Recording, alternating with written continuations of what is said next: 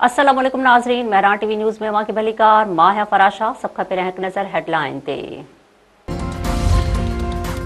वज़ीर आज़म शहबाज शरीफ ऐं ईरानी सदर मसूद पेज़ेश्कियान विच में टेलीफोनिक राब्तो, ख़िते में छिकताण घटाइण ऐं अमन जी कोशिश ते ख़यालनि जी ॾे वठि। वज़ीर आज़म पारां ईरान मथां इसराइल जे हमलनि जी मज़म्मत, इंसानी जानियूं ज़ाया थियण ते ॾुख जो इज़हार। शहबाज शरीफ चयो आहे त पाकिस्तान ख़िते में अमन ऐं इस्तेहकाम लाइ पंहिंजो किरदारु अदा कंदो रहंदो। सिफ़ारती राब्तनि जो मक़सदु ॻाल्हियुनि लाइ साज़गार माहौल पैदा करणु आहे।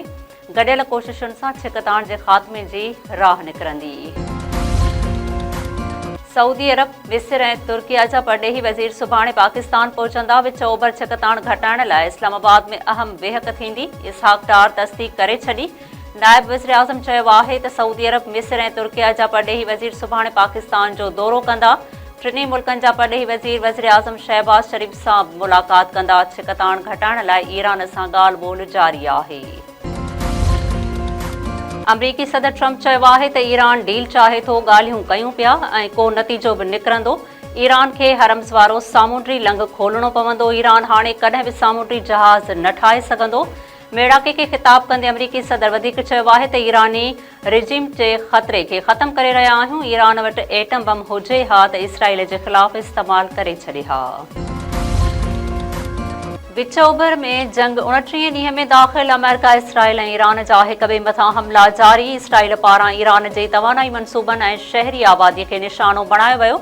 जवाब में ईरान जा इसराइल मथां क्लस्टर बमनि सां हमला। हिकु ॼणो मारिजी वियो, 2 ज़ख़्मी। ईरान कवैत जे बंदरगाह ते बीठल 6 अमरीकी जहाज़नि खे बि तबाह करे छॾियो। अमरीकी मीडिया मूजिबि हमलनि में हिन वक़्त ताईं 12 अमरीकी फ़ौजी ज़ख़्मी थिया आहिनि। IMF ऐं पाकिस्तान विच में स्टाफ लेवल मुआहिदो तइ थी वियो। मंज़ूरीअ खां पोइ पाकिस्तान खे $1 अरब 21 करोड़ मिलंदा। पाकिस्तान खे मजमूई अदायगी तक़रीबन $4.5 अरब ताईं पहुची वेंदी। सूबे देरे वेझो धुरिन में मामूली ॻाल्हि तां झेड़े में फ़ौजी जवान क़तल। ॻोठ सिंधु सोलंकीअ में सोलंकी बिरादरी जे 2 धुरिन में झेड़ो। जवाबदार गोलियूं हणी भेणी वे मंसूर सोलंकीअ खे क़तल करे छॾियो।